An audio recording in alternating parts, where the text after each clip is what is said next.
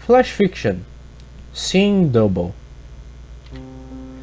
When I was a teenager, my mom would often be really stubborn with things she thought I wasn't doing right. The way I wore clothes, the way I cleaned something, or just minding my own business.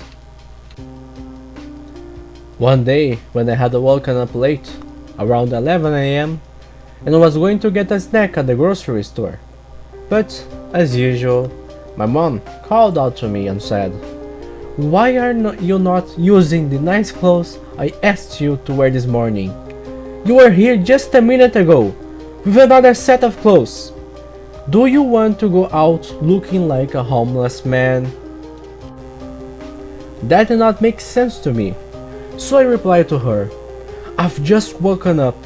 You are not old enough to be daydreaming yet, Mom."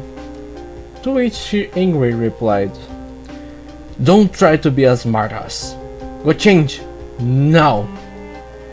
I laughed it off and just continued on my way. But it seemed she was serious, and I had a weird feeling about it. Later that day, I was watching TV and was alone at home. Every light was turned off and it was very late in the night.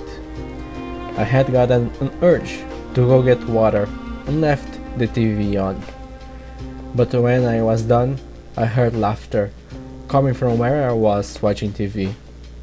Strangely, it sounded just like mine. Needless to say, I was very frightened. So much so that I froze in place for some time. But I couldn't flee even if I wanted. The only way out of the house was through that place, where the damn laugh, which sounded just like mine, was coming from.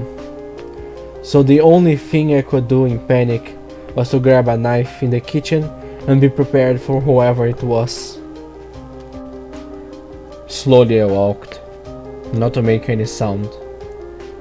As I was getting closer, I could hear the laughter more precisely. It was like if you use an old phone to replay your voice, but it sounded somewhat different from what you'd expect.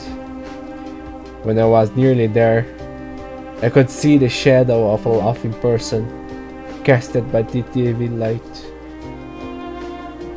It suddenly stopped laughing as I got to look at it, as if it knew I was there.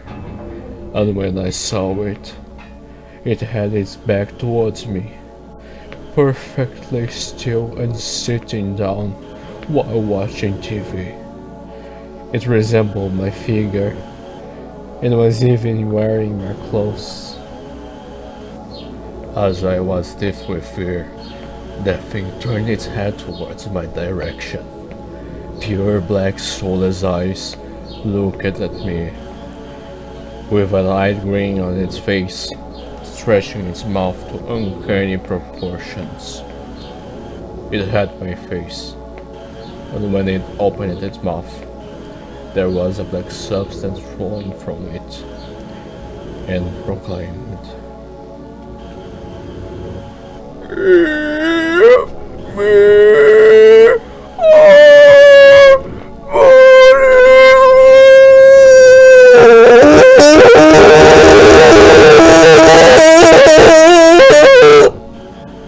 I ran as fast as I could and darted out of the house, freaking out and bawling. I then woke up my neighbor with screeches on his front door. He was a friend of mine, but obviously did not believe my story. Yet, he accompanied me to my home, and needless to say, there wasn't a soul in there. That day I slept in his home, out of fear, and after the incident, no one believed me. Luckily, that thing never appeared again. But now, even after 20 years, sometimes I can still hear my laughter from afar when I'm alone.